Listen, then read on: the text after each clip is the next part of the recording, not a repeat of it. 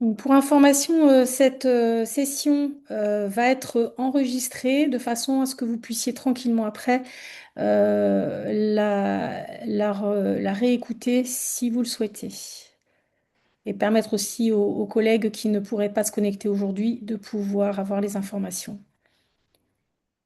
Donc, si vous ne souhaitez pas apparaître, merci de ne pas afficher votre image à l'écran pour la confidentialité.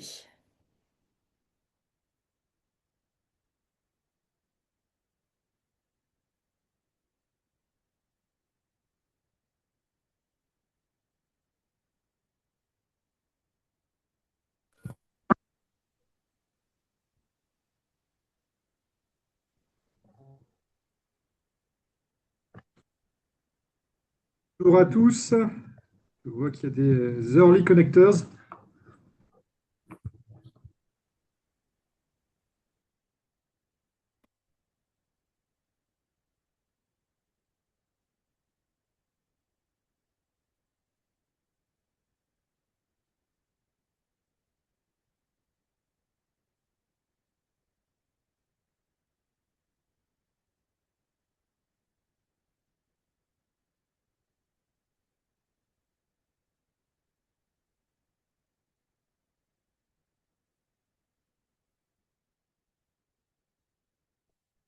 Vous voyez mon écran? Oui, Parfait.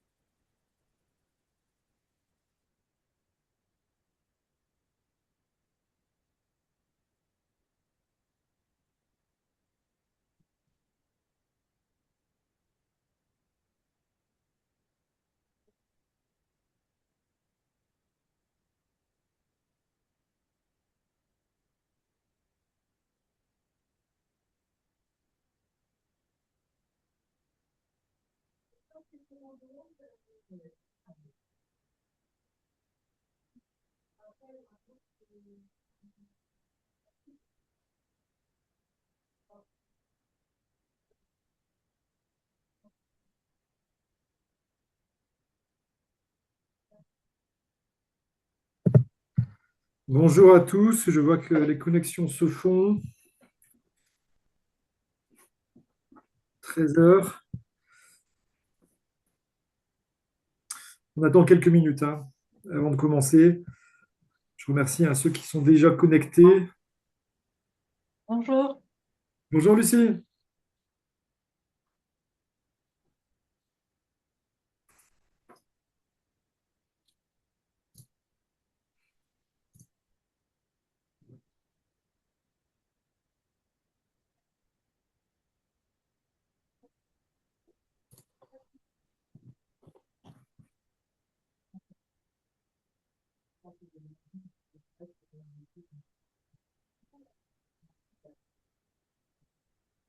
Vous avez le temps de regarder le diaporama séminaire? Non, mais Alors, on vous conseille de couper vos micros, s'il vous plaît, merci. parce qu'on entend les discussions que vous allez avec vos collègues. Je propose d'attendre encore une minute et on va commencer. Donc, ce webinaire s'inscrit dans la continuité de tout le travail du collectif SMPS depuis le début de semaine et puis antérieurement depuis 2 ans, on va se le expliquer pour cette transposition de la haute fonction publique.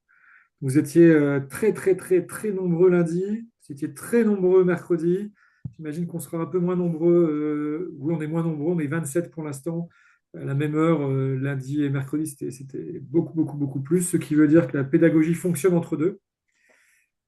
Et on vous en remercie.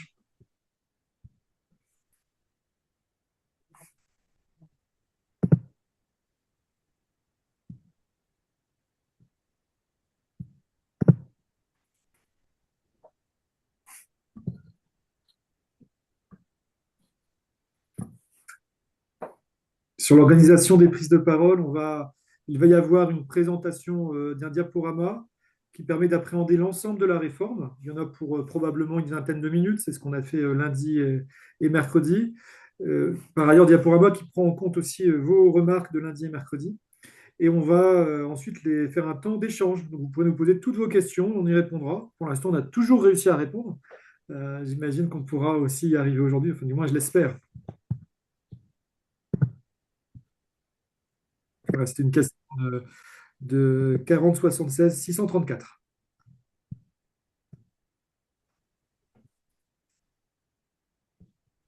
Bonjour Jérôme, bonjour à toutes et tous. Bonjour Clément. Bonjour à tous. Bonjour Nicolas.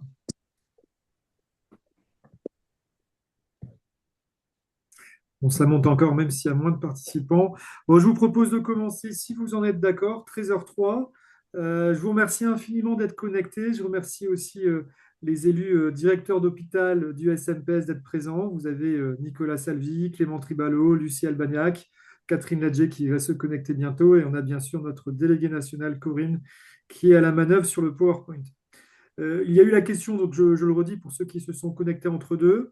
Je vais vous présenter un PowerPoint probablement pendant 15-20 minutes sur la réforme, ce qui permet d'appréhender, je l'espère, dans sa globalité, la réforme historique hein, du statut des directeurs d'hôpital. On va y venir dans quelques secondes. Et après, on va avoir un temps d'échange et je laisserai totalement la parole à Lucie, Clément et Nicolas pour répondre à toutes vos questions. Je serai bien sûr là aussi, mais le travail est collectif. Euh, on y va. Sur la première diapo, il y a 3 diapos de présentation de qui est le SNPS. Je vais très rapidement, mais quand même, on se le redit en introduction. Vous n'êtes pas nulle part ici dans ce webinaire. On est le seul syndicat qui représente tous les managers de la FPH et exclusivement de la FPH, c'est-à-dire qu'on n'est pas une centrale, avec tout le respect que je leur dois, le CFDT, FO, etc. On est vraiment typique, nous, de la fonction publique hospitalière et encore plus typique que les managers. On est autonome et indépendant, on est affilié à l'UNSA, mais parce qu'on est obligé, et on les en remercie parce qu'ils nous aident dans certains dossiers, parce que les lois sur la représentativité syndicale nécessitent d'être présents dans les 3 fonctions publiques, ce qui par essence n'est pas possible avec le premier point. Donc on s'est affilié à l'UNSA, ça se passe très très bien, ils nous garantissent notre autonomie et on les en remercie infiniment. La particularité du SNPS, c'est qu'on construit nos positions à partir des remontées terrain, avec des positions qui sont fermes mais toujours constructives. On est un syndicat, mais en même temps, on est sur un registre de lobbying associatif pour être ferme mais constructif auprès des pouvoirs publics. Et grande particularité, c'est que nos élus, donc Lucie, Clément, Nicolas, moi-même, ce sont des fonctions que nous exerçons à titre bénévole en plus de nos métiers, nos vies personnelles respectives et nous exerçons vos métiers sur le terrain. Ça me permet de le redire, c'est une particularité du SNPS où on a fait le choix que notre temps syndical, issu des élections, soit auprès de délégués nationaux, de permanents, qui nous aident dans nos fonctions, mais nos élus sont des professionnels comme vous qui connaissent ce qui se passe sur le terrain, et je pense que c'est ce qui nous donne aussi de la crédibilité auprès des pouvoirs publics. Sur la dia suivante, juste vous dire aussi que le SNPS, c'est du concret pour tous, pour tous les managers. Et c'est ce qu'on vise. Parfois, on peut nous taxer de socio-traîtres parce qu'on donne notre accord à des réformes, mais justement, on donne notre accord à des réformes qui permettent d'avancer, et c'est extrêmement important, à l'inverse des autres organisations syndicales qui, globalement, refusent toutes les réformes. Nous sommes dans une logique de construction et pour avancer, et on a réussi à avoir du concret sur beaucoup, beaucoup, beaucoup de catégories. Elles sont listées ici. Je me permets de le glisser. Il y a finalement un grand absent sur ces 20 dernières années en termes de revalorisation ou de réforme statutaire. Ce sont les D3S. ce qui prouve par ailleurs que le discours, la volonté de fusionner a permis simplement que les D3S soient au bord du chemin depuis 20 ans, contrairement aux autres catégories. Mais on va y revenir dans notre présentation, bien sûr.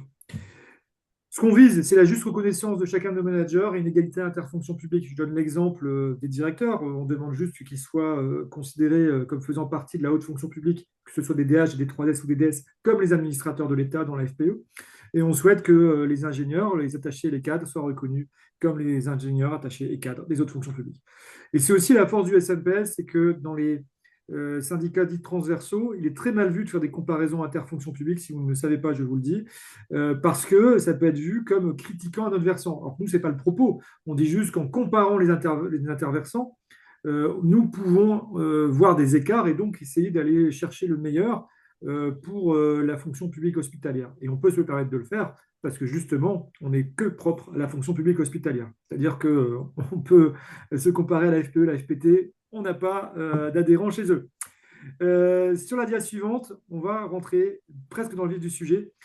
Vous parlez de cette réforme de la haute fonction publique de manière générique.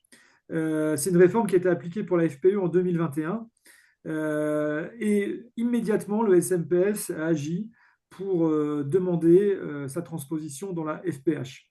Notre particularité, c'est que nous sommes la seule organisation syndicale à avoir participé de manière constructive. Je pense qu'il faut se le redire, re-redire, en on, c'est-à-dire dans les réunions officielles et en réunions officielles, sans quitter la table des négociations. Mes chers collègues, nous entendons. Votre micro, s'il vous plaît.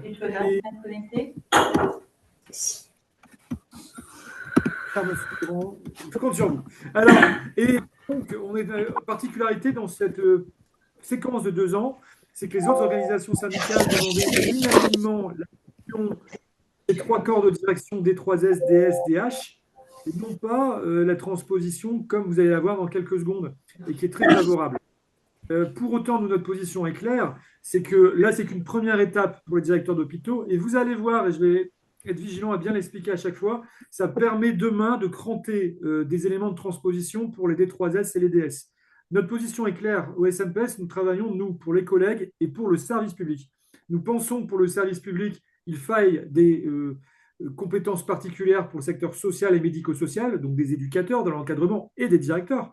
Nous pensons la même chose pour la ligne soignante, des infirmiers, des cadres de santé, des cadres sup et des directeurs des soins. Et nous pensons la même chose pour l'hôpital avec les directeurs d'hôpitaux. Ça n'empêche pas des opérations de détachement, intégration dans un sens ou dans l'autre. Mais on a besoin de ces 3 métiers, donc on a besoin de 3 statuts qui soient demain dans la haute fonction publique, mais il ne faut surtout pas les fusionner. Ce serait faire disparaître ces spécificités, nos métiers, et aux dépens du service public. Donc concrètement, pour cette réforme au 1er janvier 2026, je vous la confirme parce qu'on a encore eu cette question ce matin, le SNPS, c'est le seul syndicat qui a voté la réforme que vous allez voir dans quelques secondes. C'est le seul syndicat qui a voté la réforme, les autres ne s'en sont pas abstenus, ils ont voté contre. Et vous allez vite comprendre que c'est une réforme historique pour les directeurs d'hôpitaux et plus globalement pour la haute fonction publique. Et elle permet, je le redis, de cranter la suite pour les D3S et les DS, ce que nous avons commencé à demander et nous allons continuer à le faire dès le mois de janvier, bien sûr. Bon, je vous propose, avant de rentrer dans le vif du sujet, vous voyez, j'ai hâte de rentrer dans le vif du sujet avec vous, vous redire, hein, c'est bien une réforme qui a été permise et sauvée par le SNPS. Et ce webinaire rentre dans une séquence où vous avez d'autres outils complémentaires. Parce que la réforme, elle n'est pas si simple que ça. Je pense aussi que c'est pour ça qu'on a eu beaucoup de monde en début de semaine, mercredi, aussi aujourd'hui. Vous avez des simulateurs indiciaires et indemnitaires à télécharger sur le site du SNPS. C'est les seuls qui existent actuellement. Ils sont en Excel. Il faut activer les macros. Et ils sont en open source, c'est-à-dire que vous pouvez bouger les données, vous pouvez, si vous voulez, ouvrir les colonnes, les lignes, et essayer de comprendre plus la réforme mathématiquement si vous le souhaitez. Comme ça, tout le monde est libre d'avoir cette réforme, c'est votre réforme. On a des webinaires, donc on fait aujourd'hui ce 3e webinaire pour accompagner. En parallèle, on répond aussi à vos questions individuelles, vous êtes nombreux à nous saisir et on vous en remercie. Et depuis hier, vous avez en ligne le guide du nouveau statut des directeurs d'hôpitaux qui est très pédagogique, qui est accessible sur notre site ou bien sur en ligne. Alors oui, il y a un simulateur d'une autre organisation syndicale uniquement indiciaire et pas en open source. Donc, vous n'avez pas les modalités de calcul, vous ne pouvez pas vous en servir. Nous, on a fait le choix de rendre la démarche totalement transparente et accessible pour tous. Et vous verrez très vite que l'essentiel de la réforme est sur l'indemnitaire. C'est-à-dire être sur l'indiciaire et pas parler de l'indemnitaire, c'est franchement arrêter le repas au pré-apéro. Sur la dia suivante, pour avoir une comparaison, euh, on marche sur deux jambes, comme dit Nicolas. Voilà, il me rappelle les propos les plus politiquement corrects. Euh, la présentation, on y rentre en 5 points. On va vous parler de la réforme indiciaire qui est assez facile à comprendre en 2 slides. On va vous parler des principes de la réforme indemnitaire en 4 diapositives pour qu'on comprenne tous ensemble comment ça marche, pour après se jeter dedans. En 3e point, on va parler de l'IFSE, donc la partie fixe, mais qui peut évoluer, et le CIA, qui est la partie variable. Et on va vous proposer quelques simulations types. Il y en a un peu plus dans le guide, et bien sûr, au travers des simulateurs, vous pourrez en faire bien d'autres chez vous, seul, avec vos amis, vos collègues. L'indiciaire, on y va. Vous voyez, c'est une organisation en 3 grades, premier, deuxième, troisième grade, avec beaucoup d'échelons, 30, 32, 30 échelons. Ce qui est important de retenir, c'est que nous avons obtenu déjà sur ces 2 premières colonnes la même structuration que pour les administrateurs d'État. Ce n'était pas gagné. Et le SMPS a obtenu, grâce à ces différentes propositions et son travail, le troisième grade, qui nous était initialement refusé. Une remarque, ce troisième grade, et je vais commencer par celui-là, il faut au moins une mobilité dans un emploi de niveau 1 pendant 2 ans, je le traduis, dans les plus gros CHU de France. Donc vous voyez, c'est une condition d'accès extrêmement restrictive parce que ce n'est pas parce que vous l'avez fait que vous serez pour autant admis au troisième grade. Il faut savoir que dans la FPE, c'est une trentaine ou une quarantaine depuis 2 ans seulement par an de candidats qui sont admis au troisième grade. C'est vraiment des happy few, hein. Et vous verrez, on aura la même remarque tout à l'heure sur le plus haut niveau indemnitaire. Néanmoins, il était important pour nous d'obtenir la même architecture parce que demain, comme dans chaque réforme, l'accession au troisième grade va se détendre et on pourra faire rentrer d'autres collègues dans ce troisième grade avec des conditions plus faciles. Les indices sommitaux, je ne rentre pas dans le détail, vous allez voir dans quelques secondes, mais en résumé, c'est beaucoup mieux que les indices actuels. On a abandonné par ailleurs les hors échelle, les lettres, pour être des chiffres sur des indices totalement chiffrés. L'essentiel de la carrière se passera dans le deuxième grade, où les conditions sont, vous le voyez, 6 ans d'ancienneté, et il faut faire une mobilité qui a précisé dans les lignes directrices de gestion qui sont à définir. On y reviendra tout à l'heure. Donc, au niveau indiciaire, vous pouvez, en théorie, faire toute votre carrière au premier, deuxième ou troisième grade. Vous voyez le nombre d'échelons, vous voyez les indices sommitaux qui sont plus élevés que les statuts actuels. D'ailleurs, on vous le prouve sur la diapo suivante. Sur la diapo suivante, on vous le prouve. On a comparé les statuts de 2005 et le statut de 2026. Et vous pouvez voir en résumé que les indices d'entrée et sommitaux sont beaucoup plus importants. Donc en indiciaire, en résumé, on est gagnant. Le gain moyen en indiciaire mensuel dès janvier 2026 pour tous les collègues, c'est un gain moyen de 150 euros brut par mois. Une autre remarque, c'est que l'avancement d'échelon, vous l'avez vu sur la diapo juste avant, l'avancement d'échelon est de 18 mois. Vous verrez qu'il peut réduire selon l'emploi supérieur occupé ou non.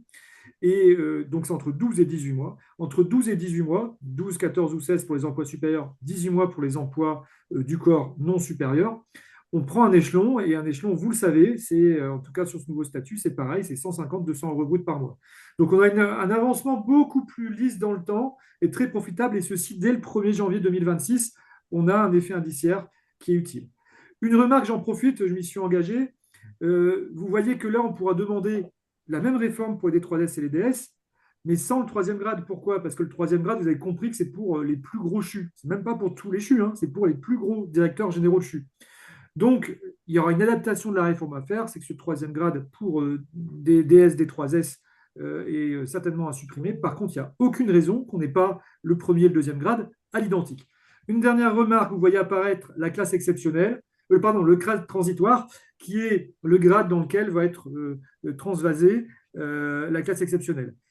On ne rentre pas dans le détail sur l'indiciaire, sur le reclassement que chacun aura au 1er janvier. Vous prenez les textes, c'est très très bien expliqué. Et puis dans la vraie vie, le CNG va faire les reclassements indiciaires par décret. Il faudra juste vérifier, par arrêté, pardon, il faudra juste vérifier qu'il n'y ait pas d'erreur. Donc, on ne va pas passer du temps à vous expliquer les reclassements. L'important, il nous semble, c'est la dynamique. Alors, du coup, l'indiciaire, c'est déjà positif. Mais l'ultra positif, c'est l'indemnitaire. Alors, pour comprendre l'indemnitaire, d'abord, regardons ce qui se passe sur les emplois non supérieurs, les emplois du corps. Dans les textes, vous avez un découpage en 4 groupes. Vous les voyez ici à l'identique. Alors, ce qui est extrêmement important pour nous, c'est déjà de vous dire que ce découpage est au mot près le découpage proposé par le SNPS. Donc, en négociation, bien sûr, avec le CNG et la DGOS sur ce qu'on pouvait, ce qu'on devait faire. En résumé, plus vous avez de responsabilités, plus vous montez vers le groupe 1. À l'inverse, plus le périmètre va être plus réduit, plus vous allez être vers le groupe 4. Il y a un arbitrage à prendre, vous l'avez compris, par les chefs d'établissement sur, par exemple, quand on prend les directeurs de site, est-ce que vous êtes groupe 3 ou groupe 4? Ces arbitrages vont être à prendre au vu de lignes directrices de gestion que nous devons maintenant écrire avec le CNG d'ici la mise en œuvre de la réforme. Sur la dia suivante, vous allez maintenant voir ce qui se passe pour les emplois supérieurs, qui sont classés en groupe, deuxième colonne, et en niveau, première colonne. Il y a même un niveau 4 pour quelques emplois, on ne l'a pas mis là par souci de visibilité. Une remarque aussi, le niveau 1, vous voyez apparaître la liste des plus gros CHU, d'ailleurs, des plus gros DG de CHU, bien sûr en taille d'établissement, je ne parle pas de leur corpulence. Ce niveau 1 a été obtenu par le SNPS. Je remercie aussi la CNDG CHU qui a fortement poussé, et c'est important pour nous. Pourquoi? Parce que ce qu'on voulait, c'est avoir vraiment la même chose que l'administrateur d'État. On ne voulait pas avoir une réforme de la haute fonction publique Canada Dry, quoi. On l'a obtenu et on a réussi. Et un gros travail de la conf des DG de CHU a permis de rentrer beaucoup d'emplois sur ce niveau 1, ce qui n'était pas gagné initialement. Alors, je ne rentre pas dans le détail, vous avez niveau 1, niveau 2, niveau 3. En gros, c'est sur la taille de l'établissement. Plus l'établissement est gros en termes budgétaires, plus vous allez avoir un emploi de niveau élevé. Alors, vous devinez que sur les groupes, les emplois non supérieurs ou les niveaux emplois supérieurs, vous devinez que plus votre niveau, votre groupe sera élevé, plus il y aura un impact indemnitaire favorable. On va le voir après. Donc là, on est sur vraiment la compréhension de la logique de la réforme. Sur la diade suivante, vous dire aussi que nous avons obtenu la création de 92 emplois supérieurs, en plus de l'existant. Il n'y a plus de contingentement, pour ceux qui sont dans les emplois supérieurs, ils le savent, c'est qu'il y avait des seuils budgétaires et un contingentement. C'est-à-dire s'il y avait déjà 100 emplois et que le seuil était à 100 emplois, le contingentement, si quelqu'un devait rentrer dans ce seuil, eh ben on en sortait un autre. Là, c'est fini. Donc, c'est une bonne nouvelle pour nous. Et en plus, il y a 92 emplois supérieurs en plus. Grosso modo, il faut se dire qu'il y a généralement, et c'est même certain, je pense que c'est le cas pour tous les CHU, il y a toujours un emploi sup en plus pour un CHU, au moins. Deuxièmement, dans tous les CH ou groupes hospitaliers, direction commune ou groupes fusionnés, à plus de 300 millions d'euros, il y aura 2 DGA emploi supérieur. Donc, s'il y en a déjà un, par exemple là où je travaille, il y en a déjà un, il y en aura donc un deuxième. Et en plus, on a la création de 10 administrateurs de auprès du CNG qui sont des emplois du type conseillers généraux des établissements de santé pour ceux qui sont sous gène, qui vont permettre d'intervenir parce qu'on avait un besoin et le CNG, et on les a soutenus là-dedans, avait besoin d'avoir des temps pleins directeurs d'hôpitaux pour ces missions. Donc vous voyez, la réforme, elle est aussi favorable en volume. Et l'indemnitaire, selon ce groupe d'emploi, selon ce niveau d'emploi, si on a emploi sup, à chaque fois, c'est l'application du RIFSEP. C'est une application avec un IFSE masculin qui est fixe mais qui peut évoluer et un complément indemnitaire annuel qui est variable. C'est les deux parts. Je m'arrête aussi à 2 secondes avant qu'on rentre dans le détail de l'IFSE qui est plus compliqué à comprendre, le CIA qui est plus facile. Juste vous dire que là, on voit aussi que cette dynamique de groupe d'emploi, elle est totalement reproductible chez nos collègues D3S et DS.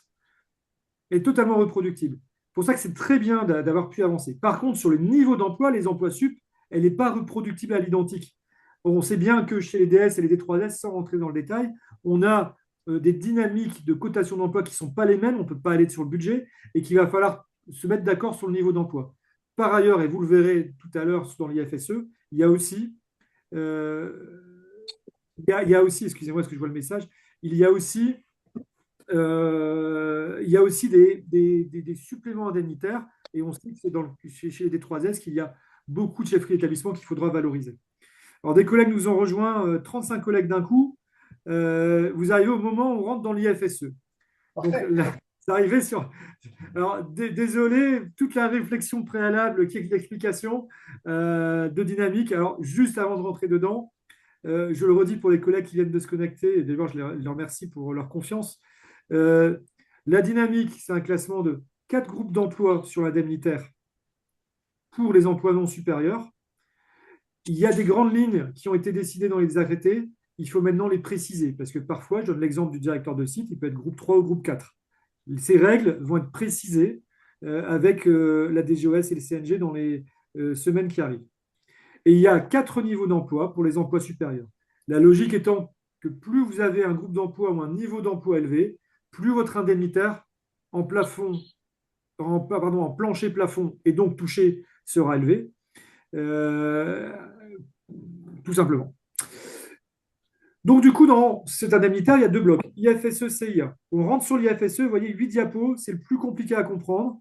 Et cette diapo-là est la plus importante pour le stock. J'imagine qu'il y a beaucoup de collègues qui sont déjà en poste, c'est ce qu'on appelle le stock. L'IFSE, que vous toucherez au 1er janvier 2026, donc à la fin du mois de janvier 2026, sera mensualisé, puisqu'on la touche au mois. C'est un pléonasme ce que je viens de faire. Je vous prie de m'en excuser. Donc, cette IFSE, comment on va la calculer? On va la calculer pour ceux qui font des gardes, donc des suggestions, c'est la partie gauche de cette diapo, en prenant votre part R, en y ajoutant votre part F et en ajoutant votre NBI. Alors, on a critiqué, bien sûr, et avec les autres organisations syndicales, pour le coup, le fait que la NBI soit incluse désormais dans de l'indemnitaire. On bascule de l'indiciaire dans l'indemnitaire. C'est très critiquable. C'est ce qui s'est fait néanmoins au niveau de la FPE, et vous allez comprendre pourquoi. C'est parce que les indemnitaires sont très élevés. Et je me permets de le glisser pour ceux qui nous ont rejoints. Le tout début de la présentation n'a pas l'indiciaire en 2 diapos. En résumé, l'indiciaire est déplafonné fortement par rapport à maintenant. Et on va tous gagner en moyenne 150 euros brut de plus par mois en janvier. Donc, vous voyez, on perd la NBI, mais on a une revalorisation indiciaire. Je reviens sur l'IFSE. Donc, partie gauche, R, F, NBI, ensemble, c'est votre IFSE. Donc, c'est un truc à bien capter, c'est que ce qui était variable avant, la part R, devient une part fixe dans votre IFSE, une partie de votre part fixe. Et vous rajoutez toujours le logement ou l'ICL. C'était un gros combat parce que longtemps on nous a dit que ça pouvait être mis en cause, etc. etc. Je ne rentre pas dans le détail. On l'a obtenu et c'est très bien parce que je rappelle que nous sommes disponibles, vous le savez tous, H24, 365 jours par an. Ou bien, deuxième hypothèse, si vous n'avez pas le logement ou l'ICL et donc il n'y a pas de garde derrière, parce que c'est les textes, lorsqu'il n'y a pas de garde de direction qui sont effectuées, votre IFSE sera votre par R, par F, par NBI, comme pour les suggestions, mais vous rajoutez votre doublement de par F. Je prends l'exemple des collègues, par exemple, à la PHP, c'est ce qui touche, pour ceux qui ne prennent pas de garde, c'est R, F doublé et NBI. Et bien tout ça, ce sera l'IFSE. C'est la diapositive la plus importante à comprendre sur l'IFSE. Voilà comment on va rentrer dans le dispositif. Sur la dia suivante, maintenant la question pour les EDH, ou demain les futurs EDH et DH. L'IFSE sera égal au montant socle, c'est-à-dire le montant plancher du groupe d'emplois concerné. Alors, si vous avez bien écouté, il y a 4 groupes d'emplois pour les emplois non sup, 4 niveaux d'emploi pour les emplois sup. Donc, a priori, ils vont rentrer, la plupart, la très grande majorité, sur le plus bas groupe en début de carrière, donc le groupe 4. Auquel cas, leur montant socle d'IFSE, ce qu'ils vont toucher, le montant qu'ils vont toucher sera le montant d'entrée, le montant socle. Et c'est important de se le dire, pourquoi? Vous le verrez tout à l'heure dans les simulations. Le montant socle d'IFSE du groupe 4 est bien supérieur à la PFR d'un directeur d'hôpital classe normale, même après quelques années d'expérience. On va y revenir tout à l'heure. Sur la dia suivante, l'IFSE minimal dépend du grade pour les emplois non supérieurs. Donc, vous voyez bien sur la partie gauche, première colonne, va apparaître les trois grades de l'indiciaire. Souvenez-vous, on a parlé de l'indiciaire où on gagnait 150 euros brut en moyenne en plus par mois. Et il y avait 3 grades. Et plus le grade transitoire pour ceux qui sont en classe exceptionnelle. Arrêtés de reclassement qui vont être faits par le CNG qui fait un travail extraordinaire. Alors, une remarque, c'est la petite ampoule qu'on vous a mise. C'est là, vous touchez du doigt une des nombreuses raisons qui fait que la réforme indemnitaire et la réforme indiciaire sont liées. Parce que l'indemnitaire ici de l'IFSE est lié à l'indiciaire au grade occupé par les collègues. Donc, vous avez les montants qui sont mis ici, et vous voyez ici les montants minimum. Montant minimum, si vous avez le logement ou si jamais vous avez l'ICL, deuxième colonne, et le montant minimum si vous n'êtes pas logé. Les montants non logés sont les mêmes que les administrateurs d'État. On a obtenu l'alignement total. On a été contre le rabattement que vous voyez ici. On a eu un moins 20% entre la colonne de droite et la colonne du centre à partir du moment où on était indemnisé ou logé. Nous étions contre cet abattement parce que la contrainte de garde est bien en plus. Donc on devrait tous avoir le même montant et avoir un plus pour les gardes. Mais en résumé, l'État ne souhaitait pas qu'avec valorisé, on gagne plus qu'un énarque. Je vous dis en 2 secondes. Alors, il n'en demeure pas moins qu'on est contre cet abattement, mais il est présent. Et il n'en demeure pas moins que si on valorise l'ICL ou le logement, on arrive à un montant supérieur au plafond de l'IFSE. Et peut-être ouais. Peut-être pour Et répondre à la question, les préfets, n'oublions pas que les préfets sont dans une même logique. Ils ont aussi un abattement de leur plafond d'IFSE. Je t'en prie, Nicolas. peut-être pour répondre à la question sur le fait que potentiellement on les ferait gratuitement, plus vous êtes élevé en termes de grade, plus l'abattement évidemment va être important et donc oui, l'impact de l'abattement des 20% va correspondre à une sorte de limitation de la valorisation de la garde, de la réalisation de la garde et donc de l'avantage dit logement ou de l'ICL. Donc ça, c'est un des combats faudra continuer de mener, notamment pour limiter cet abattement au maximum. On l'a déjà fait réduire, puisqu'initialement, il était plus élevé que 20%. Et donc notre enjeu, ça sera de garantir une forme d'équité entre une réalisation de garde par un directeur d'hôpital de troisième grade et la réalisation de garde par un directeur d'hôpital du premier grade, qui est là, cette fois-ci, l'abattement est donc forcément moins élevé, donc plus valorisant. Et juste pour compléter ton propos, Nicolas, on a même eu des scénarios cet été avec des abattements en fonction du lieu d'exercice, en fonction par rapport à l'ICL, au regard de est-ce que on était dans une métropole, pas une métropole. Enfin, on a quand même eu des scénarios encore plus baroques qui ont été proposés par l'administration et que nous avons, voilà, sur lesquels nous nous sommes opposés assez fortement pour arriver à cet abattement de 20% qui est certes insatisfaisant, mais quand on se compare au reste de la fonction publique, on peut dire que c'est un moindre mal puisque de ce qui a été amené par l'administration, tous les fonctionnaires au niveau de responsabilité qui sont logés ont un abattement entre 20 et 30%. Donc nous, on est à 20. Je me permets, je vois les questions arriver, on y répondra à la fin parce que vous allez probablement avoir des éléments de réponse dans les dias qui suivent.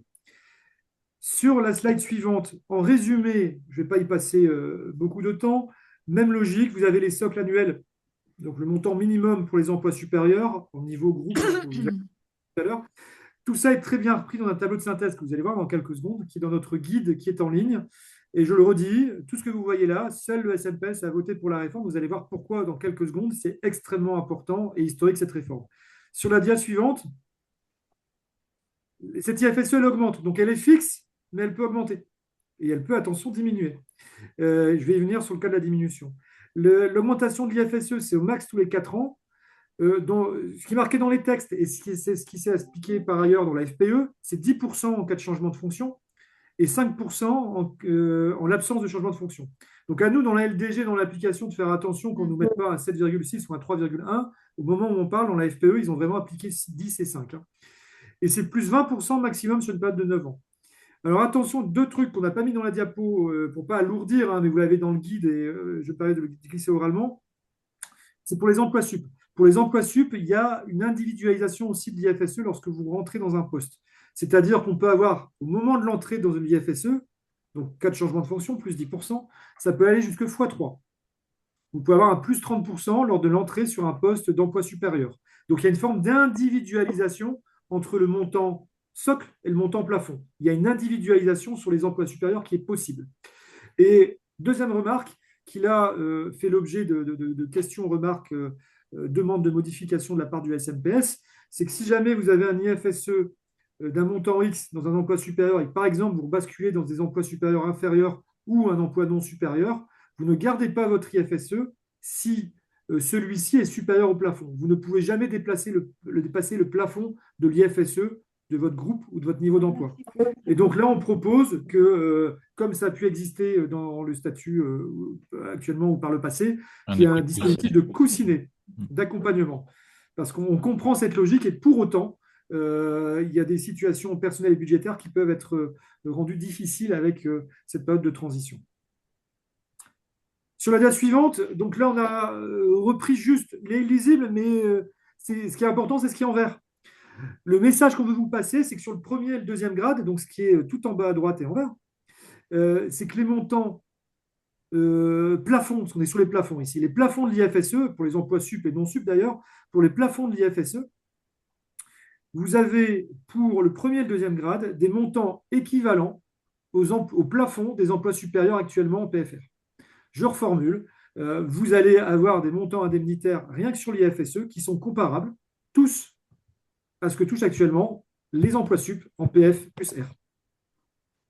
On est bien sûr sur le plafond, mais ça veut dire que tout le monde va y arriver. Donc sur l'indiciaire, je me fais juste une synthèse au moment où on est, sur l'indiciaire, tout le monde va arriver au deuxième grade à un échelon comparable à ce qu'ont actuellement les DG dessus, pour vous mesurer chacun la différence indiciaire en plafond. Et en indemnitaire, c'est la même chose. On a tous la possibilité d'aller sur un indemnitaire équivalent à la PFR des emplois sup. Et vous voyez après que ça monte au-dessus de la bulle verte et jusque tout en haut, bien sûr, pour le DG de la PHP. Une autre marque sur ces plafonds, c'est que ce sont les mêmes que pour les administrateurs d'État. Ça a été aussi un gros combat, mais on l'a obtenu et c'est extrêmement important au vu de nos responsabilités et aussi pour arrimer la fonction publique hospitalière totalement sur la fonction publique d'État. J'en profite, je m'arrête juste 2 secondes pour nos collègues des SD3S. Vous comprenez que sur les montants premier, deuxième grade, il n'y a aucune raison qu'on n'ait pas les mêmes montants d'IFSE pour nos collègues des SD3S lorsqu'ils sont adjoints dans un hôpital ou lorsqu'ils sont en poste. On voit bien que la différence, par contre, à travailler, c'est la question des emplois supérieurs et aussi la question des indemnités spécifiques de chefs d'établissement qui sont beaucoup plus présentes, par exemple, chez les D3S. D'où l'importance de valoriser chaque métier et pas de les fusionner vers le bas et de les faire disparaître. Sur la dia suivante, ou pas.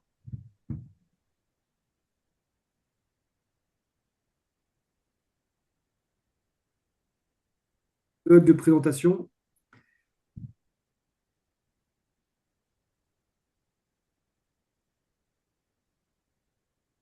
Alors, attendez, il y a un petit bug de présentation, le temps que ça se relance. Je vais le prendre, moi, en version sur un autre écran. Alors, on reviendra sur le mécanisme de rotation de l'IFSE, pas de problème. Alors, vous avez normalement sur la dia suivante qui va s'afficher. Sinon, il faut relancer, hein, Corinne, je vais le faire oralement en attendant. Sur la dia suivante, vous avez un tableau complet et récapitulatif. Ce tableau complet vous permet, pour tous les emplois qui existent, voilà, super, voilà, ça reprend. Donc, vous avez dans le guide, alors, ce n'est pas pour nous jeter des fleurs, mais en l'espèce, franchement, il est plutôt bien foutu. Vous avez dans le guide, il est bien foutu tout court, vous avez tous les emplois là. Et tous les emplois avec, si vous êtes logé avec l'ICL, 2 premières colonnes, enfin du moins les troisième et quatrième, si vous n'êtes pas logé les colonnes 5 et 6, avec vos montants mini, maxi d'IFSE. Donc ce qui permet très facilement de se dire dans votre carrière, et là tout de suite mise en œuvre de la réforme, où vous allez être. Je me permets de le glisser avant qu'on soit au simulateur. Les grands gagnants sont les classes normales. Généralement, les hors-classes vont se retrouver dans la fourchette, je dis bien généralement, parce qu'il peut y avoir des effets bonus quand même, généralement vont se trouver dans la fourchette mini-maxi, donc il n'y a pas un gain immédiat IFSE. Et les emplois sup, généralement, il n'y a pas non plus de gain immédiat IFSE. Donc le gain IFSE immédiat en janvier, par effet d'application d'un plancher plus élevé que la PFR, c'est pour les classes normales et les 2 EPH qui sortent. Et vous voyez, je vais le redire, vous voyez pourquoi cette réforme est historique pour les administrateurs d'État et pour les directeurs d'hôpitaux, c'est qu'on arrive sur des montants qui correspondent au marché du travail aussi. Hein. On n'a pas de revalorisation depuis 20 ans, et là on est sur une belle revalorisation qui correspond à ce qu'est le marché du travail au vu de nos responsabilités et de nos compétences. Sur la dia suivante, vous dire que cette IFSE aussi peut être majorée. Je ne reviens pas sur les montants, vous les avez dans notre guide hein, qui est en ligne. Il y a une majoration possible en cas de direction commune. Attention, on ne peut pas dépasser le plafond de l'IFSE de son groupe ou de son niveau. Et il y a une majoration de l'IFSE en cas d'intérim. Et celui-ci est non plafonné. Alors, les montants sont les mêmes et à la demande du SMPS, j'aurais peut-être dû mettre une petite ampoule, vous avez un troisième montant qui est apparu, hein, qui est le même que le premier, vous voyez, 580, 390, 580, ou 290, 195, 290. C'est qu'on a fait valoir que lorsqu'on faisait l'intérim ou une direction commune de plusieurs établissements sociaux et médico-sociaux, ça avait la même complexité qu'un hôpital. Hein.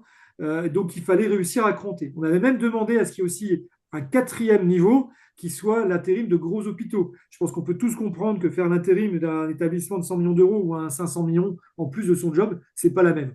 Là, on n'a pas réussi à obtenir ce quatrième niveau, mais on a obtenu au moins le troisième niveau. On a fini sur l'IFSE, on va aller sur le CIA qui est super simple, en 2 diapos. Le CIA, vous avez ici le montant maximal annuel pour les 4 groupes et les 4 niveaux. Les 4 groupes emploi non supérieur et les 4 niveaux emploi supérieur. Ce sont les mêmes que pour les administrateurs d'État. Pareil, on est totalement alignés. Donc il n'y a pas de sous- ou survalorisation de la SPH. On est à égalitaire avec les administrateurs d'État et par ailleurs le marché du travail de manière générale. Alors comment ça se passe le CIA? C'est qu'on aura donc une évaluation par notre évaluateur du pourcentage touché de ce plafond, donc de 0 à 100%, et chaque année, ça peut être 0, 100%, 43 ou 68. Dans la FPE, les retours qu'on a, c'est qu'on est autour de 50% en moyenne, et je me permets de rappeler qu'en dehors des collègues qui sont plafonnés chez les directeurs d'hôpitaux, donc ceux qui n'augmentaient plus, la moyenne est aux alentours de 0,5 sur 1. Vous vous souvenez, entre 0 et 1 dans le statut actuel. Ce qui veut dire que normalement, dans les LDG qu'on va devoir préciser pour accompagner la règle de fixation de ce CIA pour tous les collègues, il y a de fortes probabilités, en tout cas, c'est ce qu'on souhaite, qu'on soit dans la même logique. Si on atteint à 50% de nos objectifs, on a 50% de notre CIA. Et là, vous voyez que les montants sont très importants. Ils peuvent être très importants et se surajoutent à l'IFSE. Ça, c'est en plus. C'est en plus par rapport au statut actuel, par rapport à ce qu'on gagne actuellement. Ce sera perçu au plus tard au 31 mars de l'année N plus 1. D'ailleurs, une erreur dans les dates, c'est. Il y a une. Non, ouais, c'est ça. CIA au plus tard 31 mars de l'année N plus 1.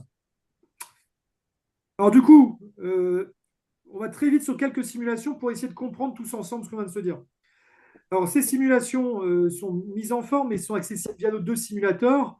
Vous avez compris que la réforme est complexe. C'est pour ça qu'on a fait 2 simulateurs Excel pour la rendre la plus lisible en open source. Comme ça, vous pouvez vous le prendre et le mettre dans tous les sens pour essayer de comprendre la réforme et voir ce que ça pourrait donner pour vous dans quelques temps. Enfin, on a essayé de se dire que ça pourrait vivre. Et n'hésitez pas à faire vivre l'outil, à nous le dire d'ailleurs. C'est un travail collectif. On va répondre à toutes vos questions après. Il n'y a pas de difficulté. Je vois qu'elles arrivent. On a fait ici un DH classe normale. Ce sont les grands gagnants de la réforme. Pourquoi ce sont les grands gagnants de la réforme, donc les EDH et les DH classe normale? Parce que premièrement, il y a un effet indiciaire. Vous voyez, alors l'exemple qu'on a pris ici, 128 euros de plus par mois avec leur classement dès janvier. Je vous rappelle que c'est 150 euros en moyenne. Et sur l'indemnitaire, il y a un gain. Alors si on mensualise le CIA, là on l'a mensualisé pour avoir une idée, hein, mais il y a un gain par effet IFSE plancher qui est supérieur pour toutes les classes normales quasiment.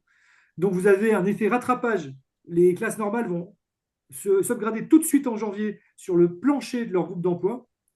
Et puis, il y aura le CIA qui est encore en plus. Et à la fin, il y a un gros, gros gain. Vous voyez, si on lisse ça, pour avoir un ordre d'idée de ce que ça fait, c'est un gros gain annuel et donc mensuel pour les directeurs d'hôpitaux classe normale. Sur la dia suivante, on vous a montré ce qui se passait parce que si la personne n'était pas logée. Parce que là, on vous a montré sur quelqu'un qui était logé, et là on s'est dit on va le montrer avec quelqu'un qui n'est pas logé. Vous pouvez le faire sur le simulateur, hein, vous le verrez. Il y a aussi des gros gains, c'est-à-dire que vous soyez logé ou non logé, vous êtes gagnant. Il n'y a pas de perdant dans la réforme. Alors peut-être qu'il pourrait y en avoir, mais alors franchement ça va être une méga exception parce qu'on a mis le simulateur dans tous les sens et on n'en trouve pas. Donc, faut jamais dire jamais, hein, mais on va être vraiment dans des exceptions malheureusement. Donc, il y a des gains aussi importants pour les classes normales non logées. Je me permets d'aller sur la dia suivante. On a regardé ce qui se passait pour un emploi supérieur. Bah, c'est comme les classes normales, il y a des gros gains indiciaires, indemnitaires ou comparables. En fait, la réforme, pour savoir si la question qu'on se pose, c'est quels sont les gains budgétaires, on peut se faire une courbe en U en se disant qu'il y a un gros gain lissé dans l'année, probablement annuel de plus de 12 000 euros par an pour les classes normales et les EDH par rapport au statut actuel. Et immédiatement, on va retrouver ce gain de 12 000 euros par an pour les emplois sup et on va plutôt être sur un gain de 6 000 euros pour les hors-classes. Je reformule encore autrement. Tout le monde gagne environ 150 euros brut par mois en indiciaire. Tout le monde gagne le CIA. Par contre, le gain, et le CIA qui peut être très élevé sur les emplois sup. Par contre, le gain sur l'IFSE dès janvier, il est que pour les classes normales et les EDH. Pour les autres, il va falloir avoir la progression de carrière avec cette augmentation tous les 4 ans maximum ou sur changement d'emploi. Pour terminer, juste quelques mots sur la dia suivante. On va aller très vite sur les dias suivantes. Ou pas. Alors, les points restants à négocier avec les élus EDH. Premièrement, je vais aller très vite. Il faut supprimer l'abattement de l'IFSE-SOC. C'est ce qu'a dit Nicolas Salvi pour répondre à vos questions et Clément aussi. C'est que ce fameux abattement de 20%, alors qui est plafonné après, qui devient un chiffre chez les emplois sup, parce que sinon, sur les emplois sup, ça devient des montants trop importants. Et il y aurait moins que les emplois non sup. En tout cas, il faut le supprimer. Il n'y a pas de raison qu'on fasse plus avec un abattement du plafond. Je me permets de rappeler que c'est le plafond qui est abattu et le plancher, et pas l'IFSE perçu. Un point très important. Mettre un dispositif de coussinet pour ceux qui perdent leur emploi sup ou qui descendent et qui ont un IFSE qui serait moindre. Troisièmement, retirer le plafonnement de l'IFSE pour les directions communes. Vous avez vu que là, il y allait avoir un plafonnement au plafond de l'IFSE du groupe ou du niveau d'emploi. Quatrièmement, les frais de déménagement ne sont toujours pas changés. Alors, ce n'était pas l'objet de ces textes, mais je rappelle qu'en gros, un déménagement va être remboursé de 1 500 à 2 000 euros maximum et que c'est plutôt 5 000 euros le prix. Pour une des fonctions publiques la plus mobile de France, on est maltraité. 5, il faut engager les travaux sur le LDG. Alors, la bonne nouvelle, c'est qu'en direct, nous avons en parallèle le CCN qui s'est tenu et le CNG fait un travail extraordinaire. Et a priori, on va avoir les arrêtés de reclassement à côté du 15 décembre pour les emplois du corps, à compter de janvier 2026 pour les emplois supérieurs. On va avoir un projet d'instruction sur les mises en œuvre du RIFSEP. Je redis, à compter du 15 décembre, les arrêtés de reclassement pour les emplois non supérieurs. À partir du 2 janvier, les arrêtés de reclassement pour les emplois supérieurs. Décembre-janvier, en lien avec les organisations syndicales, il y aura une instruction sur les modalités de mise en œuvre du RIFSEP, toutes les questions qu'on a vues ensemble. Et les LDG vont paraître un peu plus de choses, je pense que vous avez compris aujourd'hui, sur le premier trimestre. Donc, on est sur la réforme. Je continue sur ce qui reste à faire. Les cotisations CNRACL à faire évoluer, je ne rentre pas dans le détail. Alors, c'est dans la sémantique, mais hautement symbolique. Initialement, on avait obtenu que tout chef d'établissement s'appelle directeur général. C'est comme ça qu'on vous appelle sur le terrain. C'est-à-dire, les gens ne vous appellent pas chef d'établissement ou monsieur ou madame l'adjointe au directeur. Ils appellent DGE, directeur général, enfin, des noms qui parlent pour faire fonctionner les établissements. Pour l'instant, ça n'a pas été reconnu juridiquement et ça reste une appellation juridique chue. Écoutez, on va continuer à le faire en pratique et j'espère qu'on fera évoluer les mentalités. Sur la dia suivante, et après, les LDG, vous avez entendu le calendrier. Nous avons demandé l'ouverture de groupes de travail pour les D3SDS. Vous avez compris qu'il y a beaucoup d'éléments de la réforme qui peuvent être repris à l'identique. Et en même temps, on doit ajuster des éléments indemnitaires tant pour les directeurs des soins que pour les D3S et à leur profit. Donc, ne pas fusionner, c'est à l'avantage de tout le monde, pour le service public, pour le métier et pour nos statuts. J'oublie pas les ingénieurs en chef qui, comme vous le savez, sont maintenant comparables au statut des directeurs d'hôpitaux. Donc, il faut qu'on aille un peu plus loin, et donc d'administrateurs d'État, des 3S et DS. Et il faut qu'on aille un peu plus loin pour les arrimer aussi à cette réforme. Et plus largement, je rappelle que ce RIFSEP que vous avez vu là doit être déployé chez l'ensemble de la ligne d'encadrement. Le SMPS qui a une ligne claire, qui est le seul à tenir, puisque nous ne sommes pas dans les autres fonctions publiques. Et nous pouvons nous permettre d'attaquer par cet angle qui, à mon sens, est le meilleur. Nous demandons l'égalité interfonction publique pour la ligne d'encadrement de la FPH sur le régime indemnitaire, donc pour nos cadres de santé, et bien sûr nos ingénieurs. La dia suivante, vous redire que c'est une réforme qui a été permise et qui a été sauvée par le SNPS, cette réforme. Cette réforme est historique. Elle va probablement durer une vingtaine d'années. Vous comprenez qu'on a une valorisation importante de nos métiers qui est à hauteur du marché du travail et à hauteur de nos responsabilités. Pour accompagner ces webinaires, vous avez les simulateurs en open source. Donc n'hésitez pas, vous pouvez en faire des mieux. On est là pour travailler, on est un collectif. Et puis vous avez le guide du nouveau statut qui est en ligne. Voilà, et la dernière diapo, c'est pour vous le redire.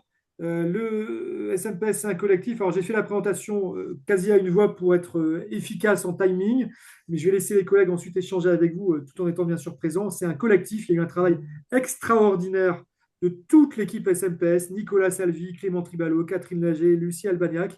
Et je me permets de vous glisser aussi un travail extraordinaire de tout le bureau national, y compris ceux qui ne sont pas DH, parce qu'on a travaillé avec les DS, avec les D3S, la ligne d'encadrement pour cette réforme, parce que demain, elle arrive toute la FPH à cette réforme de la haute fonction publique, et donc elle tire vers le haut nos responsabilités, et on en a besoin, parce qu'on a des communautés hospitalières qui sont toujours entre le marteau et l'enclume, toujours dans des injonctions paradoxales, et qui font tenir le système de santé et le service public. Donc je me tais, je remercie encore tout le collectif, je vous remercie tous pour votre confiance, et puis on va déjà prendre vos questions par écrit. Je laisse les collègues y aller. Comme ça, je peux reprendre mon souffle.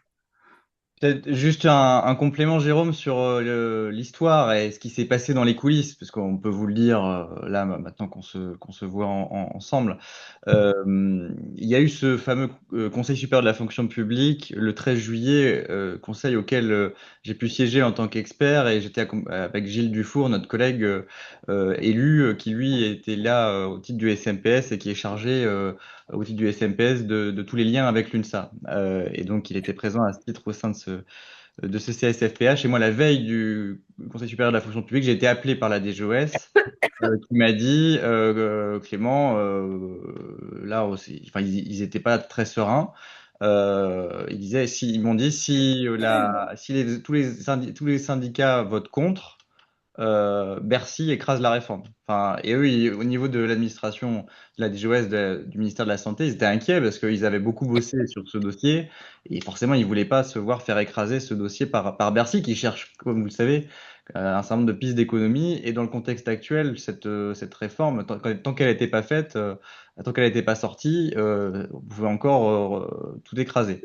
Donc, pour tout ça, pour vous dire que, appuyer le propos de Jérôme, pour dire que le vote du SMPS a été essentiel. Cette réforme, c'était un package. Et en fait, les autres syndicats ont voté contre, en particulier pour la partie indemnitaire. Sauf que voter contre l'indemnitaire, enfin, ça revenait à voter contre la réforme, puisque c'est une partie essentielle de la réforme. Et comme vous le savez, en CSE, dans nos hôpitaux, bah, quand on vote contre, il faut repasser 2 fois. Bah, au CSFPH, c'est pareil, il aurait fallu repasser 2 fois. Et vous imaginez bien qu'avec en plus ce qui s'est passé après, et on l'avait senti, la dissolution, enfin les changements de gouvernement, pardon, qui ont eu lieu en septembre, au niveau politique, on avait bien anticipé qu'il fallait à tout prix voter cette réforme le plus vite possible. Donc le vote du SNPS a été essentiel, et voilà, chacun après jugera les votes des uns et des autres, mais vraiment c'est important de vous le dire pour que vous sachiez que bah, sans notre vote, cette réforme ne serait pas passée. Et peut-être élément complémentaire à partager, dans le cadre de la commission des statuts, c'est pareil. Il y a un certain nombre de propositions qui ont été faites par le SNPS. C'est aussi notre responsabilité que de faire des propositions qui sont acceptables et validées par les pouvoirs publics. Parce que si on propose des choses sur lesquelles il n'y a déjà pas d'arbitrage et par Bercy et dans le cadre des réunions interministérielles, c'est comme si on faisait des propositions pour se faire plaisir. Notre objectif à chaque fois était de trouver les voies de passage qui étaient à la fois soutenables au plan financier et acceptables pour valoriser nos statuts. Deuxième élément aussi à peut-être à partager, c'est que dans notre positionnement, on a fait à la fois des propositions de façon très formelle, connues de tous dans les négociations officielle, mais on a évidemment fait un travail de lobbying et d'influence et de transmission de propositions en off. Donc quand vous entendez d'autres structures, d'autres organisations dire qu'ils sont les seuls à avoir travaillé, c'est sûr que quand le texte déjà présenté avait déjà été modifié par nous en première intention, c'est sûr qu'on ne va pas proposer des modifications à quelque chose qu'on a déjà validé avant. Alors, je vous propose, je fais le poseur de questions aux collègues. Donc, je relais les questions du chat. N'hésitez pas à en poser sur le chat ou en live. Première question, chers amis. Pour les personnes avec un doublement, car dans une situation de couple où deux personnes ne pouvant pas percevoir l'ICL, comment ça va se passer? Un peu provoque, vont-ils faire des gardes gratuitement? Vous avez la réponse. Que fait-on dans les cas de couple, s'il vous plaît, les amis? Oui, Voilà, bon, je Alors, je vous réponds, en cas de couple, s'applique les règles qu'on vient de vous dire. C'est-à-dire que si jamais vous avez, c'est très individualisé, si jamais il y a une des deux personnes qui fait des gardes, bah, il va rentrer dans la logique ICL ou logement. Et si le deuxième fait des gardes aussi dans le même logement, bah, il touchera donc l'ICL. Donc normalement, c'est ça qui va être compilé dans les textes qui vont, dans les Dans les instructions qui vont. LDG. Dans les LDG. Et pour le moment, on est encore en arbitrage parce qu'il y a des questions qui peuvent se poser si on ne se retrouve pas dans la situation où c'est le doublement de l'APF qui serait pris en compte, c'est-à-dire, de ce que vous a présenté Jérôme, la deuxième partie de droite pour le conjoint ou celui qui est en couple avec un autre DH. Donc ça, c'est encore un sujet qu'on va confirmer dans le cadre des négociations des LDG avec le CNG et la DGES. Pourra-t-on revenir sur le mécanisme d'augmentation de l'IFSE? C'est parfait pour les jeunes. Alors, la réponse est là parce que je n'ai peut-être pas été très clair. Le mécanisme de l'IFSE, je le redis, c'est maximum au bout de 4 ans, plus 10% si vous changez de poste. Donc, votre IFSE augmente de 10% jusqu'à son plafond, hein, de votre groupe ou de votre niveau, ou 5% si vous ne changez pas d'emploi. Et c'est un maximum de 20% sur 9 ans. Il y a une exception, c'est pour les emplois sup. Vous pouvez faire x3 sur les chiffres que je viens de donner. Donc, il y a une forme d'individualisation de l'IFSE. Donc, la réforme, elle est aussi dans une logique de valorisation des postes considérés comme plus complexes ou plus importants. C'est-à-dire que si vous voulez à un moment prendre plus de responsabilités ou que vous voulez avoir plus de valorisation, la réforme vous incite à prendre un autre groupe d'emploi ou un autre niveau d'emploi supérieur pour pouvoir déplafonner.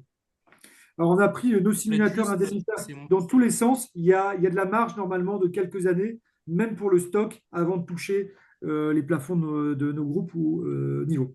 Et Est-ce qu'on a ça, répondu à ta je question? complète juste parce que c'est moi qui ai posé cette question.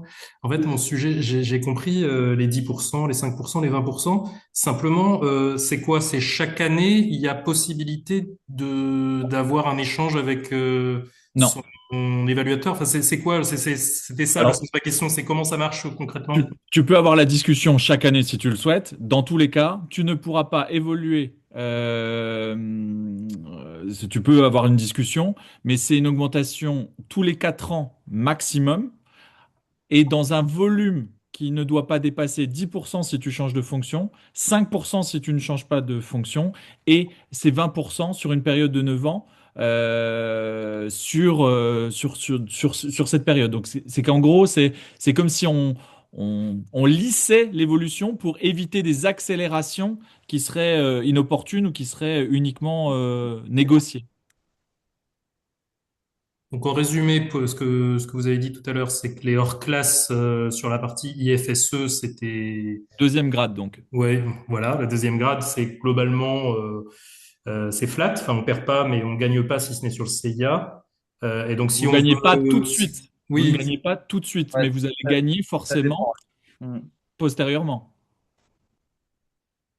Puisque Ouais, sur les hors-classes, je- ça dépend vraiment où on en est dans la carrière. Il faut regarder, il faut faire le simulateur pour voir.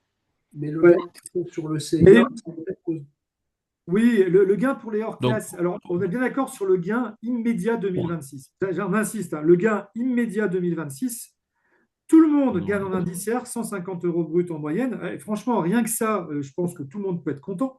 Mais alors, le gros gain, c'est le CIA pour tout le monde dans un an. Et après, sur l'IFSE immédiat, c'est que ceux qui ne sont pas à leur plancher qui vont le toucher. Et là, c'est les EDH qui vont devenir DH et les classes normales. Ceux qui n'ont Pour pas autant, atteint les plafonds enfin, ceux qui naturellement ne pouvaient pas atteindre de toute façon les plafonds de leur PFR et qui potentiellement vont faire un gap pour aller tout de suite prendre le montant plancher. c'est ça. Et Mais en tout pour cas, ceux qui c'est un n'étaient pas au gain. socle, je crois qu'on a tous compris que pour ceux qui n'étaient pas au socle, c'est super. C'est vraiment C'est ça. une très Ouais, grosse voilà. augmentation. Enfin, c'est vraiment parfait en termes d'attractivité. Globalement, c'est quand même pour ceux qui sont là depuis pas longtemps et qui n'ont pas atteint leur part R maximum depuis des lustres, comme beaucoup de collègues. Donc le sujet, je sais pas quel pourcentage, mais on doit être une majorité, de gens qui ont leur part F plus leur part R au maximum. Et en fait, on est au-dessus du socle. Et ma question, c'était, et ensuite, ça bouge plus, ça bouge. Ça bouge. Quand on Et dit 4 ans maximum, c'est pas plus de tous les 4 ans ou forcément tous les 4 ans? Enfin, voilà, c'était plus ça le sens de ma question. Et on va ensuite, le j'arrête. préciser, on le reprécisera, mais il doit y avoir cette évolution sur 4 ans au plus tard. Au plus tard, je ne sais pas si je suis clair, il doit y avoir au plus tard, c'est ça le sens des textes. Et donc l'IFSE va augmenter, votre IFSE va augmenter. Je rappelle qu'une grande partie du corps des directeurs d'hôpitaux est actuellement au plafond de leur part F et R. Donc la réforme déplafonne. À Donc 22 tout le monde va pouvoir augmenter. 080. Ouais. Ouais. Tout le monde va augmenter là. Tout le monde va augmenter à horizon les années qui arrivent. Tout le monde va augmenter. Mais sauf à ce que je me sois trompé dans les calculs, j'ai fait une petite simulation récemment en classe EPS. Euh, Avec le plafond et le grade transitoire, même là, en étant, je dirais, quasiment en fin de carrière, on est gagnant sur l'IFSE tout de suite parce qu'on n'est pas tous au socle de l'IFSE. C'est ça. J'ai regardé, ça fait une différence de près de 3500 balles de pratiquement 5000 euros sur l'année. Tout le monde est gagnant sur la réforme. À court terme, l'indiciaire et le CIA, minimum, ça c'est garanti. Et franchement, vu le contexte budgétaire, on n'est pas à plaindre et c'est exactement ce qui est appliqué pour les administrateurs Puisque d'État. on Sur intègre bien. l'IFSE, on est gagnant si jamais vous étiez en dessous d'un socle, donc ça existe, et on est gagnant parce que de toute façon, on va augmenter et on déplafonne fortement. Donc on va tous augmenter et en plus, ceux qui sont au maximum actuellement à leur plafond vont pouvoir réaugmenter. Et naturellement, dès le mois de janvier, vous allez avoir une augmentation naturelle puisque vous allez avoir mensuellement votre PF et votre PR et la NBI qui seront versés mensuellement. Donc dès le mois de janvier, il y a forcément une augmentation, même artificielle, dans le salaire présente. Et après, le CIA viendra se rajouter au plus tard le 31 mars de l'année 2027. On fait un gain de trésor. Ouais. Alors, je me permets d'avancer sur les questions, mais vous comprenez que c'est une réforme vraiment qui est très positive, hein. Il y a des points d'amélioration, on vous les a cités, sur lesquels on va continuer à se battre, mais qui est très positif. Sur CIA, première application 2026, donc au 31 mars, Nicolas avait répondu. Vous pouvez arrêter de dire qu'à la PHP, on ne fait pas de garde. C'était un exemple. C'est un exemple, j'ai quelqu'un que je connais de façon très proche qui ne fait pas de garde à la À la PHP. PHP et dans d'autres établissements, ça peut arriver. Donc, Voilà, on prévoit dans ce d'autres cas de figure. établissements. Ouais. C'est un exemple parmi d'autres. Il y en a dans tous les établissements, dans beaucoup d'établissements. Et juste pour préciser sur l'APHP, donc il va y avoir des réunions avec la direction des ressources humaines de la PHP. Le SMPS sera présent. Hein, le SMPS sera présent avec les autres organisations syndicales aussi, mais nous sommes organisés pour être présents sur les modalités de déclinaison au sein de la PHP, qui est une grande institution hospitalière avec beaucoup de directeurs. Et donc, voilà, vous pourrez compter sur nous aussi pour être présents en interne au sein de la PHP.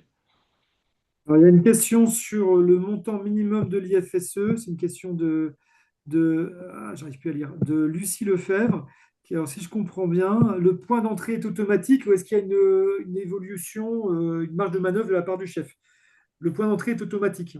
Le point d'entrée est automatique sur l'IFSE. Vous avez compris que c'est l'application mathématique de ce qu'on s'est dit tout à l'heure. C'est la réponse à la même question de tout à l'heure. On va garantir le socle de ce que vous avez, de ce dont vous bénéficiez aujourd'hui, PF plus PR plus NBI éventuel. Et à ça pourrait éventuellement s'ajouter une augmentation, mais qui ne pourra de toute façon pas intervenir. Pourra intervenir uniquement s'il y a une modification, changement de fonction, un non-changement de fonction, mais dans un montant limité, et éventuellement une augmentation maximale de 20% sur une période de 9 ans. Une question de notre collègue de Courcelles. Merci pour sa question. Que se passe-t-il sur notre IFSE en cas de changement de poste? Je me permets peut-être de répondre, les collègues compléteront. Votre IFSE, elle est à vous, et vous la gardez, mais vous devez toujours être entre le socle et le plafond de l'IFSE du nouvel emploi sur lequel vous allez. Donc, si vous êtes un IFSE inférieur et que vous bougez, ben, vous gagnez parce que vous collez au plafond. C'est par exemple l'exemple d'aller prendre des emplois qui sont plus cotés, par exemple, dans les emplois supérieurs. Et si jamais vous êtes au-dessus, ben, vous ne pouvez pas dépasser le plafond. Si vous Ça restez dans le vaut, même niveau d'emploi, vous le gardez, hein, tout simplement. Donc, vous gardez votre IFSE, sauf si elle est inférieure au socle, auquel cas vous collez au socle, soit si elle est supérieure au plafond, auquel cas vous rediminuez au plafond. et ça C'est vaut pas pour les changements de groupe pour les directeurs adjoints et ça vaut pour les changements de niveau pour les emplois supérieurs. tous les emplois, tout à fait. L'IFSE, donc là, une question de Valérie Chapelle. L'IFSE F plus R peut-elle être versée dès janvier? Arrêté du CNG, décision du DG. Normal- Normalement, elle sera versée dès le mois de janvier. Et c'est pour ça qu'on attend de bien s'assurer que les LDG sont posés pour savoir comment elles sont Oui, mises en œuvre par arrêté, puisque on aura ce questionnement sur la définition des groupes pour les directeurs adjoints, par exemple. Donc, il faut bien s'assurer que on va devoir faire le travail de mettre chaque personne dans un groupe d'emploi pour les directeurs adjoints. Donc, on sera forcément obligé de le déterminer. Donc, on aura des décisions à prendre sur ce sujet-là. Et ensuite, on a les décisions individuelles qui devront être établies. Peut-être un point de précision très pratique pour les collègues qui sont DRH. Le passage en paye en janvier va être quand même enfin, quasi impossible à date, puisqu'il faut que les éditeurs moulinent, nous envoient les patchs qui correspondent pour passer ça en paye. Donc il y aura sûrement un effet rétroactif le moment venu quand les éditeurs seront prêts. Donc là, voilà, on attend du côté des DRH hospitaliers de voir ce qu'il en est sur la prise en compte du réglementaire par les éditeurs de SIRH. Mais de toute façon, il y aura nécessité d'avoir les LDG pour s'assurer de la mise en œuvre des groupes d'emploi. Tout à fait. D'ailleurs, c'est plutôt tous les échanges qui vont avoir lieu entre adjoints et chefs d'établissement sur ce sujet, il y a plutôt une recommandation de prudence, c'est-à-dire que il vaut mieux, et on ne sait pas encore le contenu précis de DLDG, ça va être négocié avec le CNG, on sera extrêmement présent sur ce sujet, mais dans l'attente, il vaut mieux être prudent dans les échanges par rapport à ce sujet-là, pour pas, voilà, d'un côté comme de l'autre, ne pas être trop pressé d'un côté, et puis du côté des chefs d'établissement, ne pas non plus trop s'avancer tant qu'on ne sait pas ce qu'il y a dans les LDG. Mm. Mais il y aura sans doute une recommandation de mensualiser la part R dès le mois de janvier. Oui. C'est-à-dire que on maintiendra par F, on mensualisera sans doute la part R de façon transitoire et ceux qui ont une NBI, de toute façon, les verser mensuellement. Donc c'est, à mon avis, le changement qui sera le plus opérant, le plus rapidement possible. Une question de notre cher Armel Drexler. On parle de grade transitoire jusque quand? Euh, jusqu'à retomber Ouais. dans la grille, en fait. Mm. Ouais. C'est une bonne question parce on n'a pas la réponse, hein, Armel, parce que quand vous regardez bien, le grade transitoire, c'est grosso modo l'équivalent du troisième grade qui est accessible pour des appifions. Donc on sent qu'il n'y Ah. aura plus d'entrée dans ce grade transitoire. Si pour autant on n'a pas les J'étais en train de saluer pour Nathalie. être dans le Je suis en troisième train de grade, regarder le webinaire, mais on t'inquiète, risque de c'est rester. terminé, je voyais peut-être Son les cher yeux. collègue Madame Courdan, on vous entend. Donc, en théorie, ça peut être jusqu'à la retraite, mais on sent que ça va se détendre. Les conditions d'accès au troisième grade vont probablement se détendre pour régler ce problème. Françoise qui nous félicite, merci, merci à toi Françoise Vesperini. Le constat après la réforme, question de 40 76 634 de la PHP, de nos amis de la PHP que j'adore, c'est mes voisins et mes amis. Le constat après la réforme de 2012, c'est que les plafonds des parts F et R n'ont plus évolué pendant 13 ans. Comment éviter cet écueil pour que ces nouveaux plafonds évoluent en valeur absolue? Bah, le plafond étant extrêmement haut aujourd'hui, il y a moins de débats par rapport à ce que on a vécu dans le cadre de la réforme de la PFR. Mm. Pour vous illustrer que ces plafonds sont extrêmement hauts, quand vous regardez les plus hauts niveaux des emplois supérieurs, si vous déployez une carrière pleine depuis le début de cet emploi supérieur, vous n'arrivez pas à toucher le plafond. Ce qui prouve qu'il y a deux éléments, c'est qu'il va y avoir une individualisation sur les emplois supérieurs des montants d'IFSE, sinon ces plafonds n'ont pas de sens. Et deuxièmement, ça peut permettre à des collègues d'un seul coup de grimper dans cet emploi supérieur très très haut. Voilà, je me permets d'avancer, d'ailleurs c'est une redite mes deux phrases. On a une question de notre collègue Monsieur ou Madame Diosegui. Quelles sont les conditions de mobilité et comment sera prise en compte les fonctions antérieures pour les DH issus du concours interne? Super question, merci beaucoup. Alors, les conditions de mobilité doivent être précisées dans les LDG. Je me permets de répondre Ouais. avec les collègues. Ouais, On alors, attend ces précisions. Je t'en prie, ouais, vas-y. sur l'avancement de grade, notamment, c'est un point un point très important, c'est que il est précisé dans le statut que les conditions, l'expérience antérieure sur des postes de catégorie A pourra être reconnue comme une mobilité. Donc, ce qui, voilà, est un avantage pour les collègues issus du concours interne qui ont eu une expérience antérieure. Et donc ça, ce point-là doit être, parce que du coup, ce point-là doit être vu en LDG. Et ça veut dire qu'une fois, si vous avez cette reconnaissance-là, ça vous vaudra la fameuse mobilité qui sera exigée pour l'avancement de grade, et ça vous permettra de rentrer dans les promouvables pour l'avancement de grade. À ce stade, je précise sur l'avancement de grade au deuxième grade qu'il n'y a pas de taux d'avancement de quota qui est indiqué dans le texte. Par contre, si on est lucide, les administrateurs de l'État ont une forme de quota. Nous, on en avait un, malheureusement, hein. Vous savez que c'était un des combats du SNPS dans le précédent statut. Il y a de fortes chances qu'il réapparaisse. Mais du coup, qu'on ait un petit peu plus la main sur son niveau. Enfin, la main, c'est-à-dire que le CNG est quand même plus de poids dans cette définition de ce quota. Et donc, on sera très présent. Ce sera nos prochains combats pour que ce quota soit à un niveau qui permette d'arrêter avec l'accumulation du stock qu'on a depuis plusieurs années de collègues qui attendent l'avancement précédemment à leur classe et demain au deuxième grade. Et donc ça, bah, vous pouvez compter sur les élus du SMPS et en particulier ceux qui sont présents ici pour se battre pour ce sujet. Question de notre collègue Fabrice Laurin. Au niveau du CNG, sont-ils en ordre de bataille pour que tout soit prêt? Donc les collègues, je vous en prie. Bah, ils travaillent beaucoup, Ouais. on le sait, et on sait qu'ils sont sous pression, qu'ils respectent le 6 ou 7 janvier. J'ai peine à croire Début. que ça fonctionne. Mais en tout état de cause, continuez de regarder votre compte Saga, puisque c'est par ce biais-là que les premières notifications seront établies, et non pas par mail. Hmm. Fabrice Laurin qui me propose d'échanger avec moi. Alors, j'en profite avec plaisir.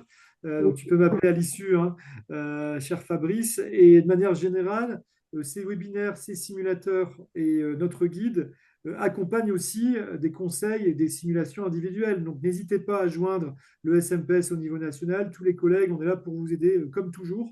On essaie d'être très présent sur cette réforme parce qu'elle est encore une fois historique. C'est une très très belle réforme. Et puis il y a une deuxième raison, hein, je me le redis, hein, elle a été permise, elle a été sauvée par le SNPS. Hein. Donc raison de plus pour l'accompagner. Cette réforme, c'est la nôtre. Et quand on voit les administrateurs territoriaux Hmm. qui pleurent le fait qu'ils ne soient les seuls pas transposés, c'est un vrai débat puisque se questionne même le fait qu'ils puissent un jour être transposés, hein. Ouais, complètement. Et ils ont Complètement. voté contre à l'unanimité, hein, Hmm. Ouais. ce qui Ouais. aurait pu être notre cas. Ouais, ça fait jouer à peu de choses pour nous, hein. Hmm. Parce que, regardez, si on avait voté contre, on serait dans le même calendrier que les administrateurs territoriaux. En gros, il ne se passe plus rien avant 2028-2029. On attend les présidentielles. Hein. Donc c'est compliqué hein, pour les autres. Plus Euh, d'intelligence politique ne fait pas de mal. oui. Pardon. Euh, Notre cher Jean-Michel Scherer, qui nous pose la question de l'ouverture des postes de DGA. Alors, on a une réponse du CCN, alors, qui a lieu en parallèle. Hein. Donc, je pense que les collègues le Piège. savent, mais Mm. je vous le donne d'emblée. La nouvelle liste des emplois fonctionnels sera produite par la DGOS en début d'année. Et leur objectif, c'est les mettre à pourvoir à compter de début février. C'est l'objectif du CNG. Donc on peut féliciter parce qu'ils font un travail de malade, hein. Ils ont anticipé la réforme, là, ils sont dessus. Même si ça va être compliqué, ils font un travail de malade.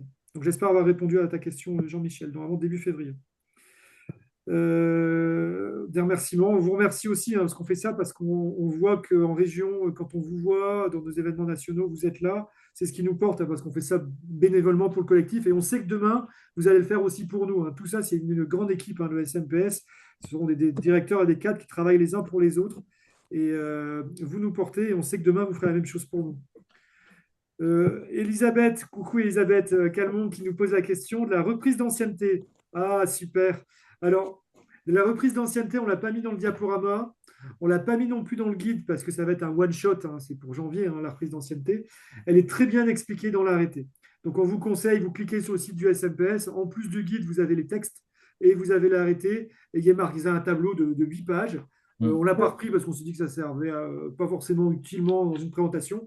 Et il y a indiqué la reprise d'ancienneté, le cas échéant, pour tout leur classement.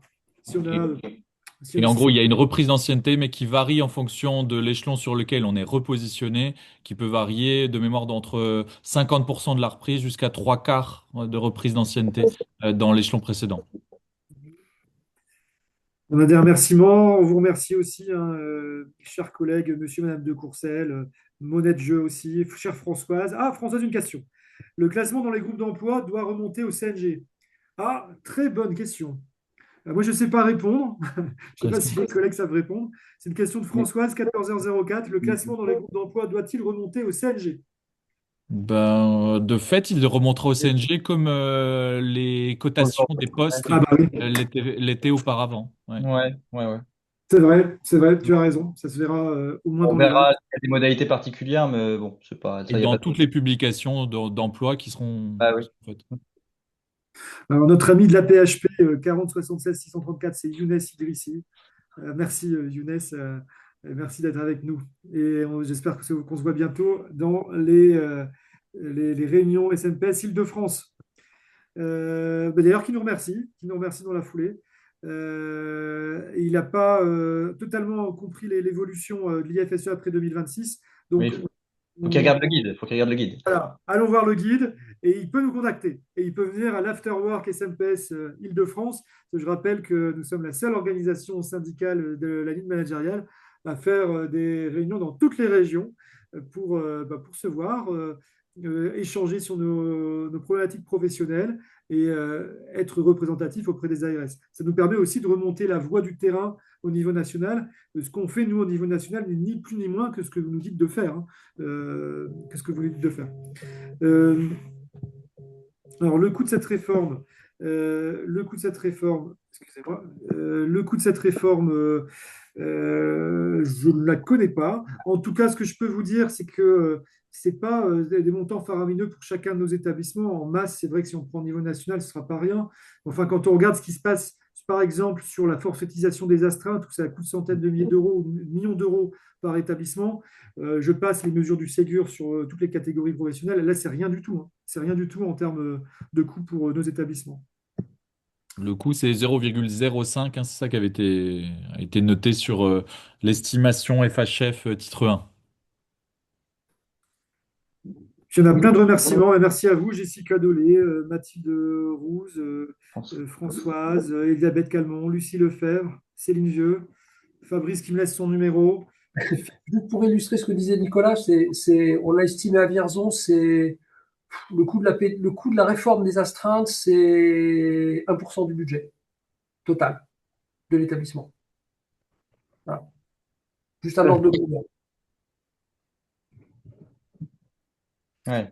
Il y a d'autres questions, les collègues.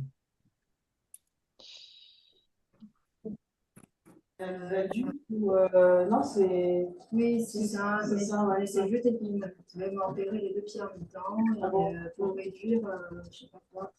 Écoutez, s'il n'y a plus de questions, on vous remercie infiniment d'avoir participé à ce webinaire. On vous remercie de nous avoir encouragés, conseillés, accompagnés sur les 2 ans de réforme. Parce que la voix qui a été tenue par vos élus, c'est, je pense, la vôtre. Ça nous a porté, ça nous a crédibilisé. Je voudrais vous dire aussi qu'on compte sur vous pour relayer le travail qui a été fait par le SNPS, si vous en êtes d'accord. Ça, c'est des placements pour les patients que je demande. Tout ce qu'on vient de vous dire sur la transposition qu'on souhaite chez les autres collègues, c'est la voie qui est portée par le SNPS. Donc je compte sur vous, si vous en êtes d'accord, pour nous Votre question, c'est faire savoir autour de vous, faire adhérer, faire voter SNPS. Les questions, je voulais savoir si j'étais en arrêt de travail, est-ce que je peux, si je, moi, si je souhaite. Allez, on vous laisse. Merci, à bientôt. à Bon bientôt. après-midi. Au Merci pour revoir. votre confiance. À bientôt.